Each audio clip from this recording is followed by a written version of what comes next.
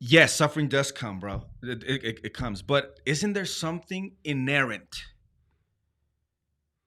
Isn't there an inherent sacrifice the moment we follow Jesus? Hmm. Yes.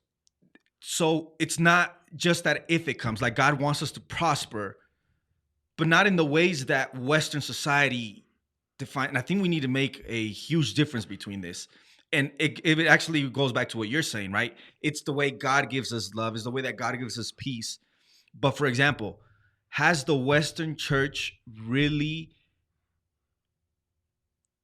embraced the teaching of Jesus of having to carry a cross? Well, here's the thing with that. We got to look at history. The church stopped suffering for a big moment. It's from its conception.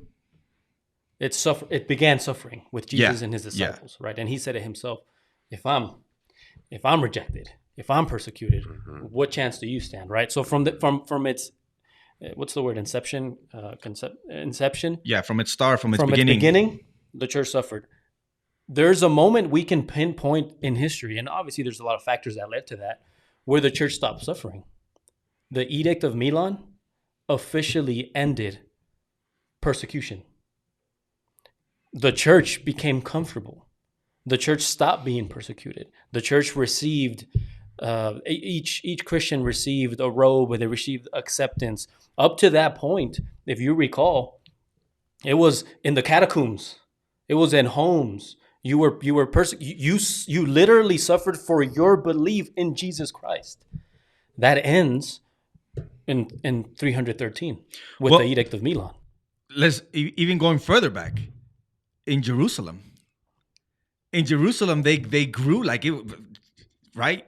Peter preaches 3,000, 2,000 baptized. Everyone starts getting baptized, and it seems that for a while they start getting comfortable, and then Acts says that they started being persecuted. So now they start going what?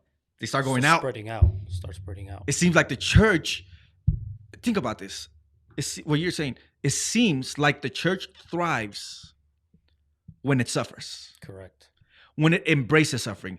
I have to clear this up, is what you said. When we mean embracing suffering, we're not talking about how do I find ways to suffer. Mm-hmm. No. It means that when someone gives it all for Jesus, it causes a stir in all the areas of life. So, for example, someone follows Jesus, right? What happens to their giving? Does the way you give change? Should it change? So let's say you were a good person, right? And you gave to charity. A lot of people give to charity. In the United States, it's actually one of the leading countries in charity still. I think that has a lot to do with Christianity. But it could give way more, I think. But let's say you give to charity, but then you come and see the gospel, right? You know that Jesus gave it all. Should you be giving the same as you gave before? Or do you give now sacrificially? But we don't want to give sacrificially. And that's what I'm saying. It's going to cause suffering. In a way, you're kind of causing a little bit of suffering. But you're causing it because you're carrying a cross and you're giving it all for Jesus. And it seems that the Western church we'd rather keep our comfortness. And actually Pastor Francis Chan says this.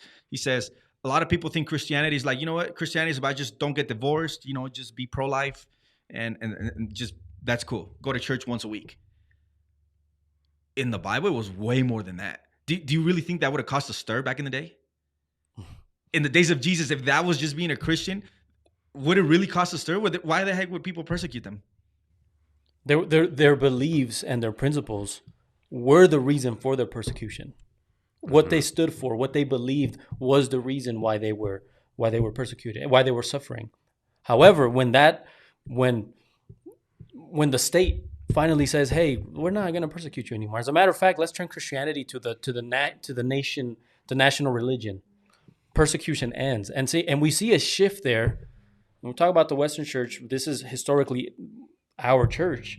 When we see that shift there, the church stops suffering, and it's interesting that as soon as suffering starts, it goes hand in hand with the heresy that started penetrating the church.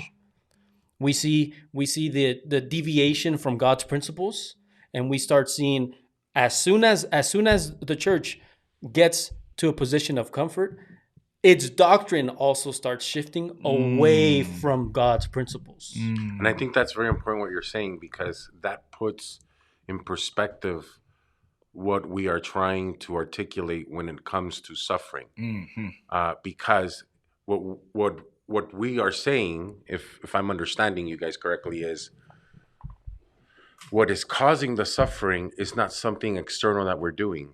Is simply that we are following what God is saying. Correct. So because we are following his ideology and living out his ideology, that in itself causes the stir. Correct. It's not like we're going around poking on people or agencies or governments and saying, see, we want to have trouble.